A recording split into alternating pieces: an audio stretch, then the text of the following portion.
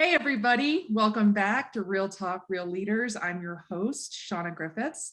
And today, I'm really excited to have this conversation with this woman who is on, Felicia Sullivan. We were just joking around. A lot of people I have on here I've known from different parts of my life and my journey. And Felicia's one that I've kind of stalked online. Absolutely fell in love with her writing and just the authenticity that pours out. My good friend Pam Harris turned me on to Felicia, and we've been a bit of fangirls. So Felicia, thank you so much for joining us today. Oh, well, thank you so much for having me. I really Yeah, appreciate it. absolutely. Yeah, absolutely. And I know it's early there, so thanks for All good, all good. I don't hopefully. have the camera on, but if you could see me smiling, know that I'm beaming from ear to ear. I love it. I'm so glad. So folks, Felicia is many things, so we'll get into a lot of it, but very much sits in the seats of brand strategy, digital marketing executive, award-winning author. And so I'm going to get into your evolution in a minute, but this is like this burning question I've been wondering, like, what fuels your thriving and that creativity? And do you kind of go on these sort of this ebb and flow of some days you have it and some days you don't? That's a great question. I think if I were to sort of summarize it in one word, it would be curiosity. And I know that's an oft-used term, and it's sort of trendy to say that curiosity is a big thing that fuels creativity. But honestly, I think it is that, because it's the opposite of being complacent. It's always sort of questioning what you do, and also taking into account that you're constantly evolving, you're constantly learning. And I never think of anyone as a true expert. I think of myself in particular as a student, whether it's in marketing, whether it's writing. So I'm constantly absorbing and looking at my work, whether I'm developing a brand platform or I'm writing a short story, and just looking at it in ways in which I can consistently improve or just even challenge the work that I'm doing. So, but I do go through, to answer the second part of your question, I do go through periods of, when I'm on and I'm not. And I'm allegedly currently on a sabbatical to focus on my writing, and Uh, it's just not coming. oh, But I often find that if I just, again, keep sort of reading, absorbing, learning, ultimately I trust that it will come. It's yeah. just, I think sometimes there are days when it's not happening and days when it is. So I always sort of balance that with things that are going to feed me creatively as well as Mhm. intellectually. Yeah. That's great. That's great. And it's actually funny because I mentioned Pam Harris earlier, and she often talks about curiosity and that's a part that fuels, her. And so I think it's quite, I guess, fitting that she was the one who Yeah. put me on to you. No, but it's so great to hear, because I think people who are seen as people they are really strong in their voice, they're strong in the way that they're showing up and leading on a daily basis through their work, helping themselves and others to evolve. I think there's a lot of times this thought or this misperception, I'll say, that you always have it, it's always on. And I love how you're saying that it's almost as meeting yourself with grace sometimes. And Mhm. what really stuck out when you were just talking was this trust in it and trust in yourself. And knowing that if you keep fueling it, it will come back around. That's a great takeaway, I think, for listeners. Sure. And I think oftentimes there's such a drive for perfection in our society, in terms of you always have to show up, you always have to be 100%, you always have to hustle. And I think, to what you just said, giving yourself some grace and understanding that ultimately the rest and the return to self, and the return and the revisiting of the things that you love and the things that fuel you, whether it's articles on the internet or books that you're reading or shows that you're watching or music that you're listening to. I think if you allow yourself that grace to understand that it's not possible for a human to be on all the time, perfect Yeah. all the time. People are human, they're fallible, they make mistakes, they have off days. And I think the challenge that I consistently face is, because when I'm 100% on, Mhm. it's oh, I hate to sort of sound braggy, but it's sort of infectious when people Yeah. kind of encounter that. And so when I'm, let's say, at 90%, it sort of horrifies people, like, what's wrong with Felicia? And I'm like, I'm just not, not having the best day, or I'm just tired today. And I think if we allow people to have that grace and to understand that every day they may not show up 100%, that's completely fine. Because Yeah. on the days when they do show up with 100%, they're just as magical. Yeah, it's so funny that you say that. I had come off of a week of I call it bikecation, where my husband and I bike and hike and fish and do all Oh, these crazy fun. outdoor things last week. And then on Sunday we did a really big ride at high elevation, blah blah blah. And I was quite tired yesterday, Monday, and I was returning to my job at CMD, and one of my staff, I was talking to her and she was like, "Are you okay?" And I was like, yeah, I'm just I'm just a bit muted, because it is that thing of like, when you show up at that 100%, then when you're not totally that way, it's like, wait, what's wrong? What's wrong? And my response is, I'm human. Yeah. There's some days where I'm just tired, or I want to be quiet. I want to be internal. And that's also, I think, one of the things that ultimately drives burnout, because Yeah. there's such an expectation that you're always on, always, thriving, always giving 100%. And you can't run like that. You can't run on empty. It's And you have to, it's imperative for you to take a step back every so often and refuel your tank. And I'm starting to find, as I get older, I'm sort of on the zero fucks tour, that if people, that's probably the one expletive I'll say on the interview. Oh, please. But it's, I love it. but I think if people don't understand that, and they have an expectation that you'll always be perfect or you'll always be one way, those aren't the kind of people that you ultimately want in your life, because they Yeah. don't understand the complexity and nuances of being a human in the world. Yeah. Yeah, it is so true. I love that we were talking about that striving for perfection, because sometimes, it's we'll expect it of ourselves, and then other people can expect it of us, and then it just can be this cycle. So and For sure. I do think it's an interesting part of evolution, and that gets to the next part that I would love for to dive into with you about your journey. And because I think that being someone who really does focus on evolving yourself and evolving your career, I think, you can't be on all the time. You do have to have ebb and flows, time. And so when I was doing some of my stalking of you, I was quite surprised. Just, your beginning, as I read, was like in investment banking. Then you killed it in a boutique digital agency, launching over 60 brands digitally. And then to your current seat now as a consultant and critically acclaimed author. So quite a journey. Congratulations. The continued evolution, I would say. And so talk to us a bit about that. I mean, because now you're, I love the way you talk. I've read about you as a brand builder and master storyteller. So that from investment banking as a start. So talk to us about that. Sure.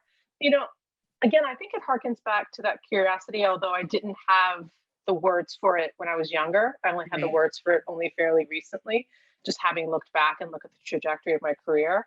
And I think I started out because I didn't come from wealth, and I didn't, everything was always a struggle financially. And I was taught, I'm Gen X, and I was taught that if you worked really hard, and if you, went to college, did all the right things, and you would be handsomely rewarded. And as we know, that's often a fallacy. But I started out my career in banking because I thought, okay, this is how people make money. This is what's going to give me security and longevity. And I quickly found that although I love the people I work with for the most part, I thought the work was pretty easy to do.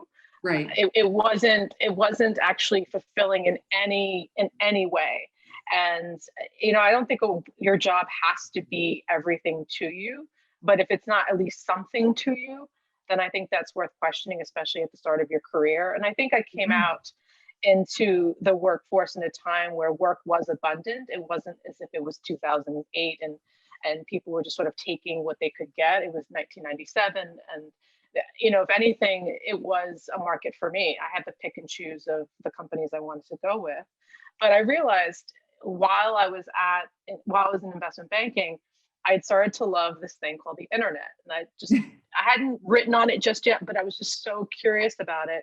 and curious about all the things, the possibilities of what we can do online, which I think kind of opened me up and opened up the entire career. Because as I was looking to leave, I was at Morgan Stanley. Uh-huh. It was, I would talk to recruiters, and it was back in the day of paper resumes, and people had said, oh, you can't go to another job that's outside of banking because your whole background and experience is banking. And I said, well, that's bananas. I'm going to create the experience where there is none. So, Yeah. from my dad breaks horses, and we lived in a horse farm out in Long Island. Sorry, I'm from New York. Yeah.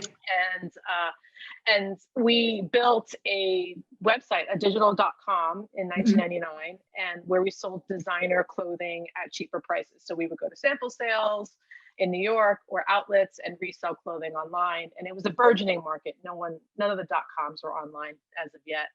And so that really caught the attention of several people, including the person who recruited me for my next job in a luxurygoods.com.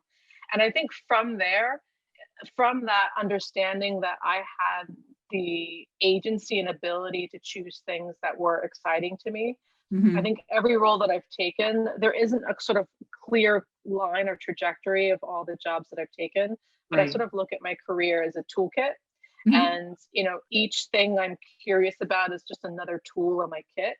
And so at first I was so obsessed with like digital and understanding e-commerce and understanding social media.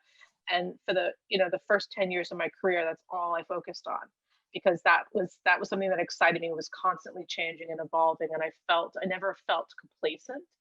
And then I think that there came a time when, and then that was part of when I was at the former digital agency where I'd become a partner.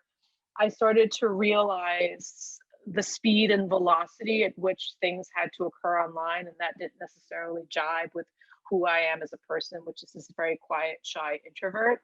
Although when I'm performing or when I'm on, they're just shocked when I say those words. I know And that feeling. Yep. and when in fact I'm telling them this is a performance. Yeah. This is me being on, and I'll need 2 days of quiet to recover. Right. And I left a job that was being paid handsomely, had a wonderful title in 2013. And then it took a while to really sit back and explore exactly what I wanted, because I often say that just because you're good at something or you could do something doesn't mean you necessarily should do that something. Mm. And I really took following that curiosity to heart, because now that term had started to come into the vernacular in terms of thinking about pivots and how we think about our career.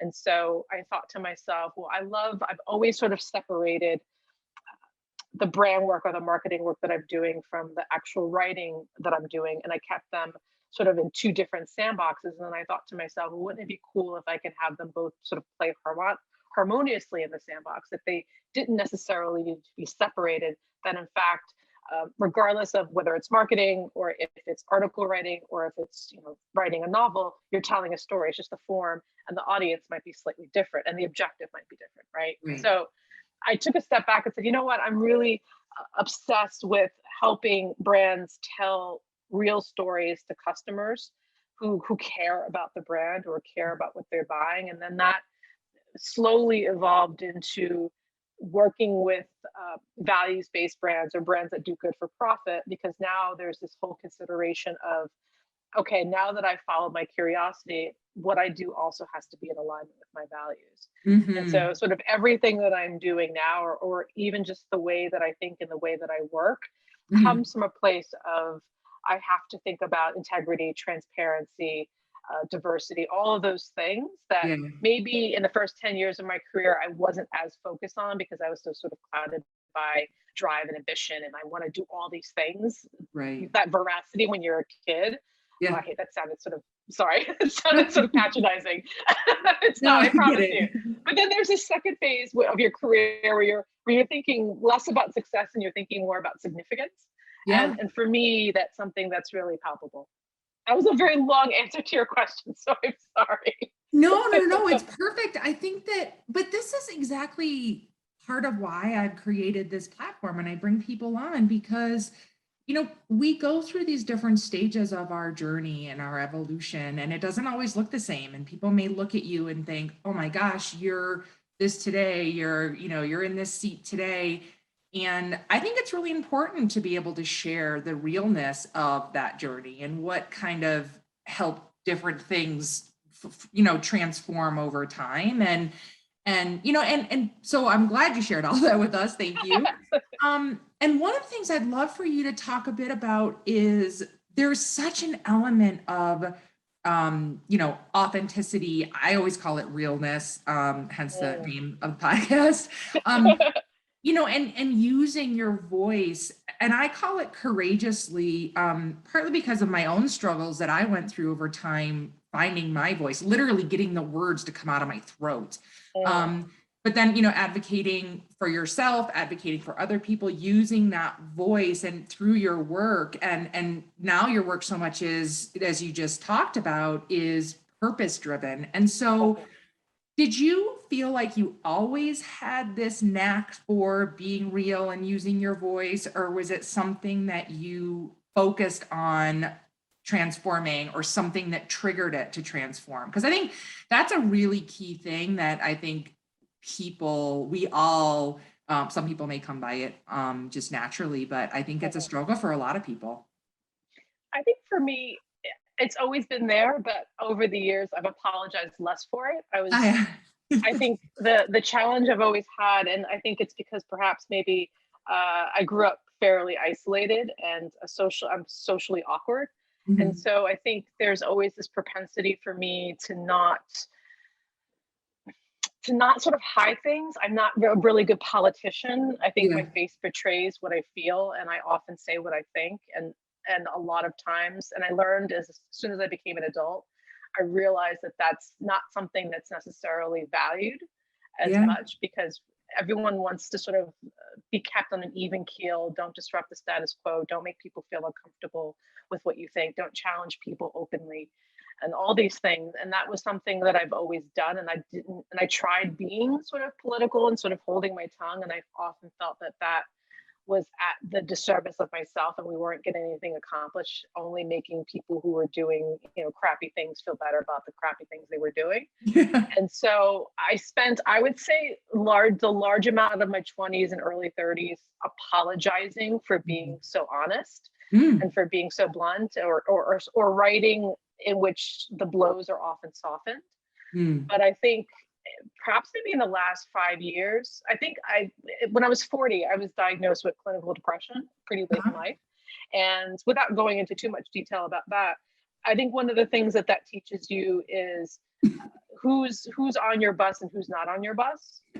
And I think it forces you to sort of reckon with what you have and to reduce stigma and to be honest. And I found I had a reckoning with that when so many people, when I talked very openly about suffering from depression, how it sort of repulsed a lot of people.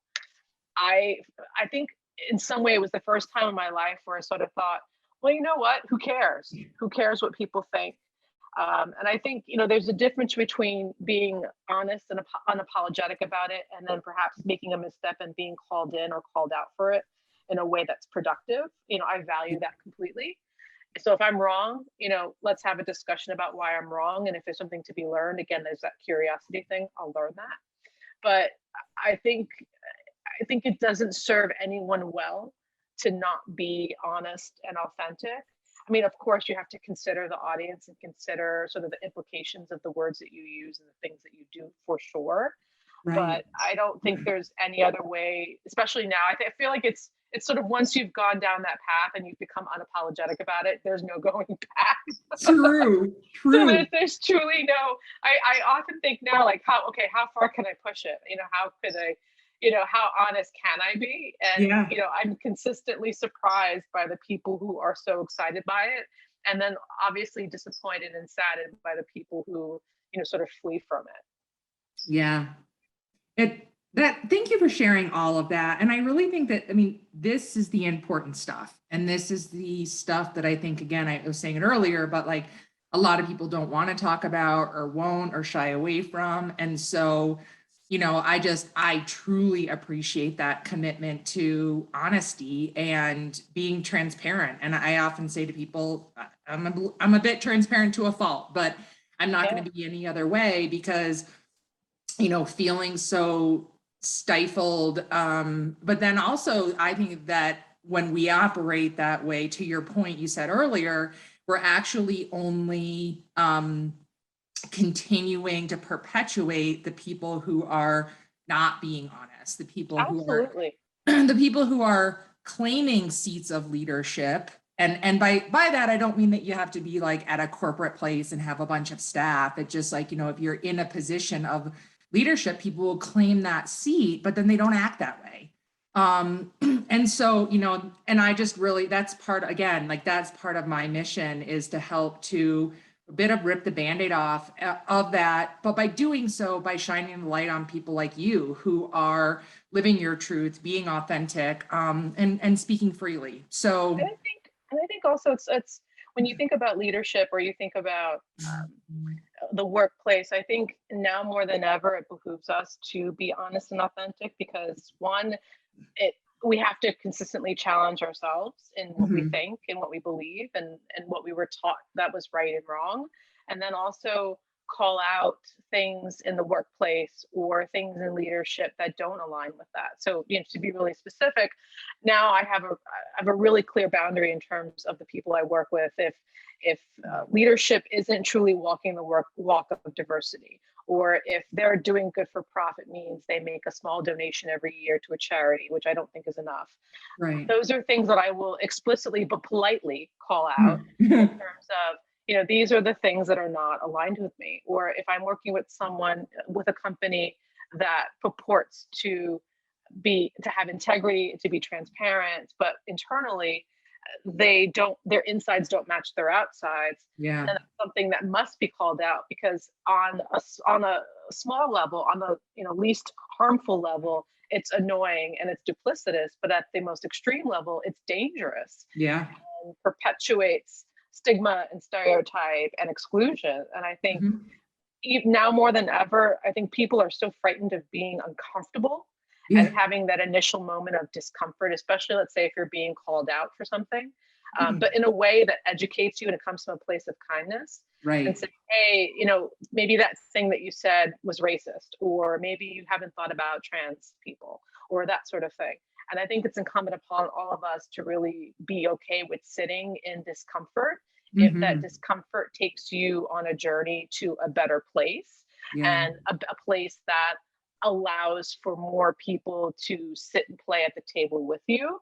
So I'm willing to sacrifice my paycheck, and I'm willing to sacrifice extreme discomfort if it means that I'm at least doing my part, which is minimal, which is the baseline of what we should all be doing. So let's not applaud it. If I'm doing my part in making sure that I'm speaking up and standing out, and saying the uncomfortable things, if it means that the world is a little bit better for all of us to play in it. Yeah. Yeah. Yeah. I hear what you're saying about even the part you just said about, it shouldn't be applauded and things like that. And I feel very much the same. And at the same time, I do appreciate the ability to bring you on here and to have other people hear you talk about it, because my hope is that it becomes, as you were talking about earlier, it becomes infectious, it becomes catchy. Yeah. And rather than spending time talking about all the things that I don't like that certain people, the way they operate, I'm like, okay, wait a second, let's just show the people and give the voice, or give the platform to the people who are doing it. So I appreciate it. Thank you. Yeah. And one of the other things that and as I said in my internet stalking of you, it was the first time that I really was digging into your website, your services, and your pricing, and the way you talk about it. And you used the word unapologetically earlier, and I love that word in this realm. Just again, it's the way you talk about your services and your pricing. It is just real. It is confident. It is unapologetic. And it is something that comes from a place of knowing your value. And I swear I was like, I don't know if I was like physically clapping, but I was clapping because it was a time that I had lost my job because of COVID cost cuts from a former agency. And I was finding my way consulting and dealing with pricing and putting things out there. And there was so much stutter stepping I was feeling. And to Yeah. watch you the way you did it, I was like, yes, it was such a beacon. So what's your philosophy and approach to the way you do that? Oh my goodness. I think that actually has been the hardest out of all the journeys I've talked about. That's Yeah. probably been the most challenging, and even one this year I had a reckoning with when I raised my prices pretty dramatically. Uh, I think I've always been a transparent in terms of talking about salary. I was always comfortable about that, but I had a hard time raising my prices, even though I knew the value of what I was delivering far exceeded what I was being paid for that service. right. And Mhm. I was getting a little resentful, and not and to any client in particular, because I love all the people I've worked with and I love the work. It Yeah. was more along the lines of I was being resentful of myself because I wasn't being honest Yeah. about what I should be charging and why I should be charging it. Until this year, I'm in a private community, a paid community, and because I often believe now that everything is so public that sometimes you need places to sort of be your most vulnerable selves without judgment, and Right. and to allow space for people to educate you or show you what has worked for them. And so Mhm. I remember this year in particular, I'm part of a network, and every month they do sort of hot seat coaching. Okay. And the leader of the network you get like 15 minutes, and you express what your issue is, and you get coached, like Okay. sort of like hot seat, right? And Mhm. and there's all of the network is sort of sitting in. It's like a Zoom call, and everyone's sort of sitting in, and then people talk about it after. There's this amazing conversation that happens after. And I should preface this by saying that I'm not a publicly emotional person. It takes a lot, unless I'm watching a dog video getting a new lease on life. I won't cry in front of anyone, Yeah. but animal videos tend to do that to me. But we were having this discussion about my services, and I was struggling because I really liked paring down to what I love to do, but I had a real challenge with how much I was making. And so I got some really sort of blunt truth from the leader, who Mm. had said, you should be charging 4 times what you're charging. Yeah. And it took me, I was sort of talking my way out of it, because it was a video, and I was on video, and I didn't want people to see me cry. But then I got off the phone, and I was really upset, not at her, because I was so happy to get the truth when I needed it. Right. And from a person who deeply cared about sort of where I wanted to go in life and what I wanted to do with my business. But it was a reckoning that I had to face, that if I and I think this is true. I think when I raised my prices, people started to take me a little bit more seriously, Mm. and it actually alienated folks that perhaps weren't the best fit client wise. And so I think my philosophy, for to answer your original question, but I felt the context was important. The Very My much. philosophy for pricing is just, to do your research, to be really thoughtful and diligent in terms of what the market can bear. Yep. Think about your customer, and think about ultimately the value that you provide for that particular customer and the results that you can show for the work that you've done. And then I think it's really important to also think about, in marketing, we talk a lot about positioning. Yeah. How do you sort of differentiate yourself from the competition? So it's not only just thinking about your customer, it's not only thinking about your experience, but what makes you a little bit different so that you can charge what you charge, Mhm. and it helps you stand out. The confluence of all those things, in addition to not having to over explain the pricing. And I think that's Right. where a lot of people, in particular women, Yeah. feel as if they have to rationalize. And I think there's a difference between explaining to the client what they're getting, because Right. every client should know exactly what they're buying and why it costs the way that they do, the way that it does. But if clients are in particular trying to get you to discount, or to um, cherry pick your services to reduce the scope so it's cheaper, you have to really think to yourself, are they trying to are they really serious about an investment, or are they really thinking about how to get the cheapest thing, how to get the Yeah. best work for the cheapest price, which Right. ultimately will make you resentful. So Yeah. there comes a point where, my proposals, I explain, I'm very transparent about what you're getting, why things are priced the way they are. But Yep. then I don't feel the need to continue to explain that, because then I'm sort of making a case for myself, and the case should have already been made Yeah. with before that first phone call. So when you receive my credentials that has everything in it in terms of the results that I've achieved, the background, the experience, my approach, which is very different than a lot of people who do what I do. It's not better, it's just different. Yeah. And ultimately, if you see the confluence of those things and you still question the price, then perhaps we're really not the best fit. And I'm okay with that. But that took a while. That took a while to really, actually took me, after that phone call, it took me 4 months to really reckon with that and start to feel confident in charging what I charge now. Yeah. Well, it's just so valuable that you shared that with us. And again, from my stint in doing, my own consulting and things like that, I can attest to the difficulty in gaining confidence in doing that. And so well done. Thank you. And thank you so much for sharing it. And so I'm just want to be conscious of your time here. We're coming to the end of our session, but I also know that you're in the middle of writing another book. And so anything you can share with us about that, whether it's the experience or when it's going to be out? Oh, goodness. That's a good question. I planned a 4-month sabbatical to work on my third book. And my first 2 books were previously published with traditional publishers and agented. And this time around, it's a little bit different because I resigned my agent a few years ago for creative differences. And the book that I want to write is a little bit different than the 2 books I've written previously. It's a form of writing called autofiction, where it takes really the best of, making up stuff, i.e. fiction, and inserting yourself where it matters most, sort of the memoir. So it's a confluence of those 2 disciplines. I think the challenge that I'm finding now is, it's so funny, we talked about earlier in terms of giving yourself grace from the moments that you're not always on.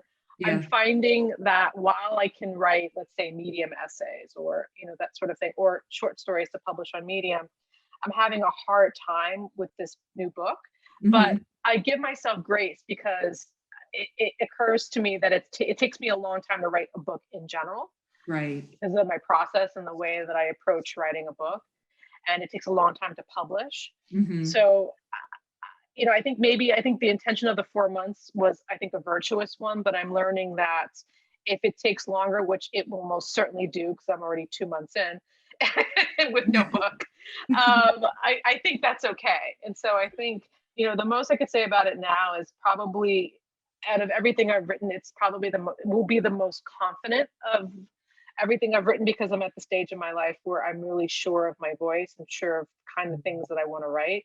It's more the discipline of getting myself in a chair and picking out the things that are important for me to write and stringing those stories cohesively into one book that people will read. I think that's the challenge, but it's a challenge that always excites me. And I think we're in such a culture where volume and speed are so lauded.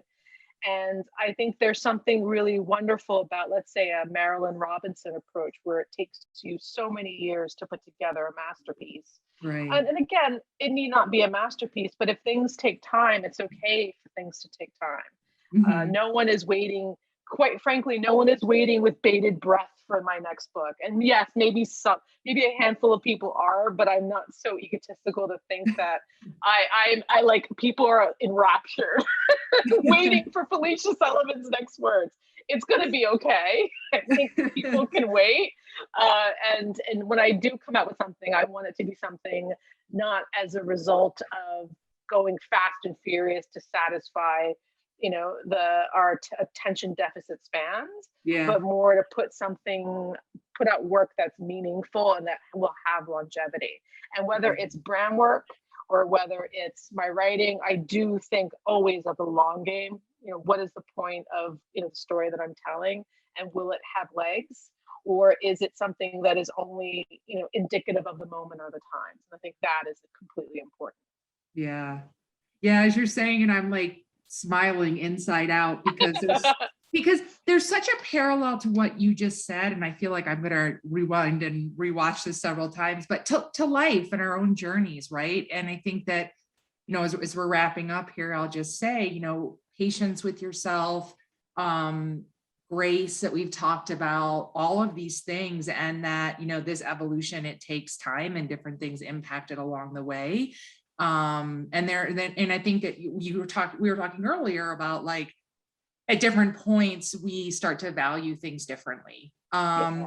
And it is a long game, right? There's no sort of like Yeah. crowning moment when you've arrived. At least I don't think so. Oh yeah, no, I don't think there's ever a moment where I felt I truly arrived. I think it's a feeling of moments of, well, this feels right.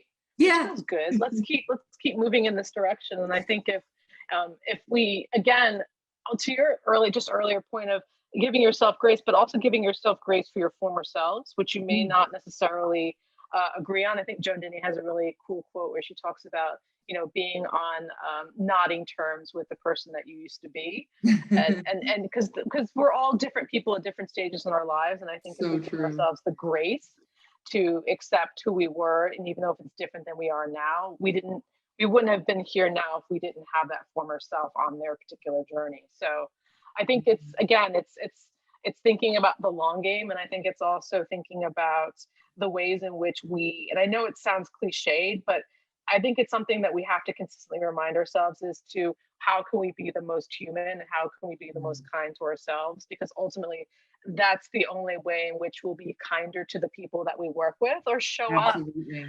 show up in our most authentic and honest selves. And I think, again, those two words are overused, but I still think they're powerful in the sense that there is so much, especially with social media posturing, or Yeah. there's so much artifice in terms of brand building, like you'll get, you know, 1 million fans or all these big promises. And I think we need to dial it down back to reality and simplicity of what are the basic elements, what are the bones that we have to be focused on, and how can we bring our most honest selves to our work to make Yeah. sure that we do great work over time. Because, you know, true success, long-term success is rarely something that's built overnight. It does take time, even though social media would very much like to tell you differently.